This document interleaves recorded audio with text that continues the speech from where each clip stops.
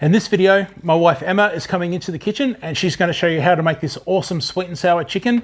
Such a kid-friendly meal. The green stuff, don't worry about that. That's just me doing presentation for a photo. There's none of that in the recipe. Cheers. G'day everybody and welcome to my Aussie gardening kitchen. If it's your first time here, my name's Darren, but please call me Daz. Now today I've got Emma, my wife, in the kitchen with me today. Very excited because she's a fantastic cook and she's making a sweet and sour chicken that is so kid-friendly. It's just superb. You can't go wrong with this recipe. Anyway, let's jump straight into it. So here we go. This is the ingredients that we're going to be using to make the chicken today. And as you can see, they're very common ingredients that you'll probably have in your pantry already. So this is one where you don't really need to be going out and hunting for specialized items. It's just one where you can grab the ingredients, whack it all together and just make the most awesome dish. So first thing we do is get the oven preheated. Now it's preheated to 180 degrees Celsius. I'll put Fahrenheit on the screen now for those who are using Fahrenheit. Now here we've got Emma dicing the chicken into a large dice. It's up to you how you want your chicken. We're using chicken breast and it's a large dice. That way, being large pieces, they're going to keep their moisture and we won't overcook them too much. So we've got the diced chicken in the container. What you do now is pour your cornstarch over the top of it, or corn flour as we say here in Australia. Get it in there, give it a good mix.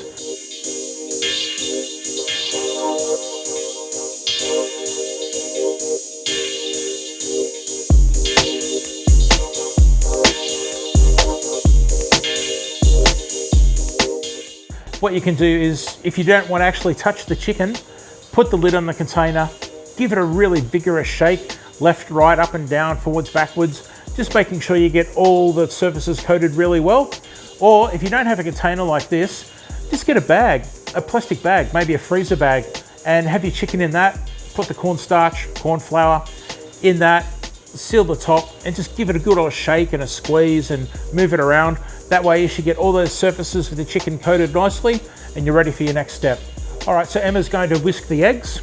Now, as always, here in our house, we crack the eggs individually into a container first, because when we're using multiple eggs in a recipe, it's only going to take that one bad egg to ruin everything.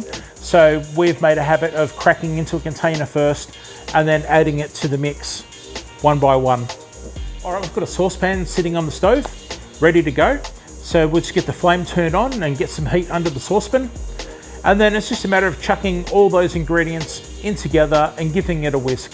There's no particular order, so just get them in there, give them a whisk, and then you're going to bring that up to the boil and then let it simmer for about 10 minutes, and it's as simple as that. Now, unfortunately, the camera overheated and we didn't get a shot of the actual sauce finished, but you will actually see the sauce finished when we pour it into the chicken later, so not a problem. Okay, the sauce can be now put aside because you need room on the stove to do the next step. We want to get some nice heat going into that pan before we add the oil. Then it's just a matter of adding the oil and getting that oil up to temperature. So once the oil is just about come to temperature, Emma grabs the chicken, about a third of it, and puts it into the egg, gives it a good mix to make sure all the surfaces are coated. And then once that's done, she'll then place them gently into the oil in the frying pan. And what she's doing is basically just cooking the egg on one side, and they'll sit there for maybe a minute or so, get a nice bit of color, getting the egg cooked, and then flip them over and cook the egg on the other side. We're not interested at all in cooking the chicken at this stage, so don't worry about that. All we want to do is to get that egg with a nice coating over the chicken and just making sure we've got a little bit of color. Now, if you're worried about presentation and you want a bit more color, leave it in the pan a little bit longer just to get a bit more color, but do remember that it's going into the oven next and you're going to get a bit of color in the oven as well. So Emma's got another batch going here, same situation, just get them into the pan, flip them over when they're ready, take them out and put them into the baking dish. Same again, get them into the pan, flip them over, and then this time she's got a bit of excess egg, so she's just going to pour that egg into the pan and let the egg cook around the chicken, and then some lucky people get to have a bit of extra egg as well with their chicken.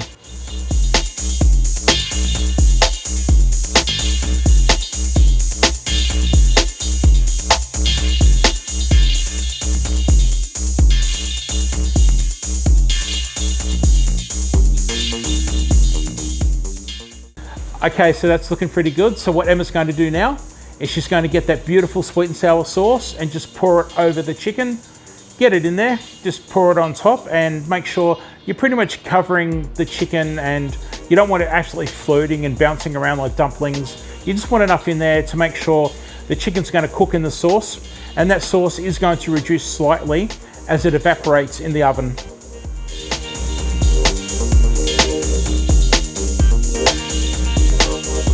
Now you might want to push the chicken down a little bit with some tongs, or what you could also do is just grab each side of the baking dish, give it a bit of a wobble, bit of a shake, and that should hopefully level things out. So the oven is now nicely preheated. We'll just get this chicken into the oven and away we go.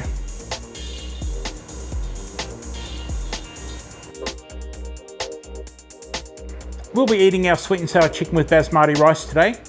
Basmati rice is a white long grain rice, and you can see that in the rice cooker over my shoulder here. Now, if you're after a rice cooker, guess what? I've got links in the description to rice cookers that you can look at Amazon. Now we have to have crispy noodles with our sweet and sour chicken. I don't think there's ever been a time when we haven't done it. So as you can see over this shoulder here, we've got the noodles sitting on the bench, and Emma's basically bought them. There's two types. Just buy them in a packet, spread them out in the tray. Emma likes to keep them separated because sometimes they can cook at a separate time in the oven. But generally, they're just separated because people actually do prefer some to the others. So it's just a matter of getting those, popping them in the oven about 5 minutes before we're ready to serve up.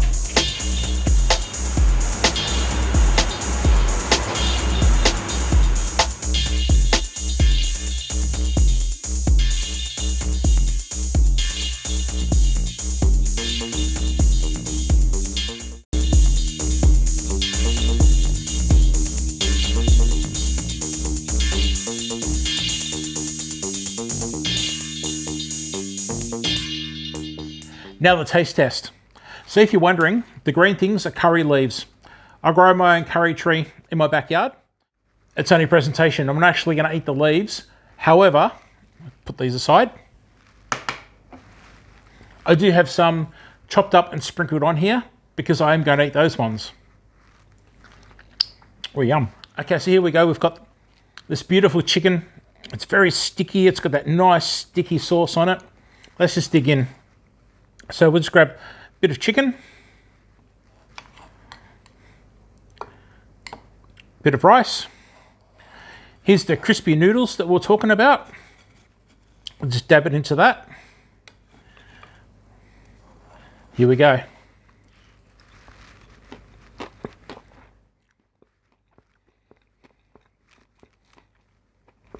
Fantastic.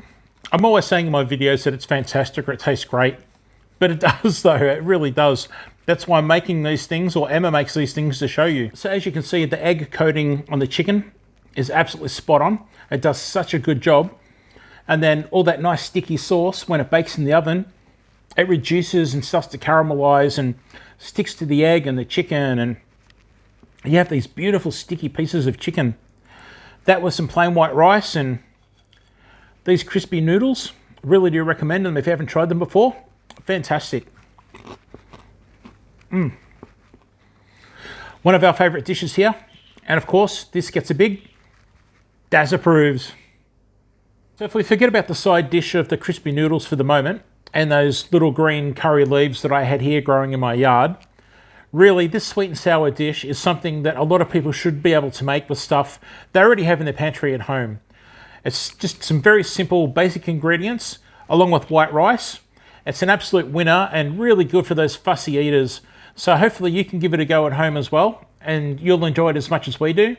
And if you can get hold of these crispy noodles, I do recommend it because they add more texture to the dish and the kids love them.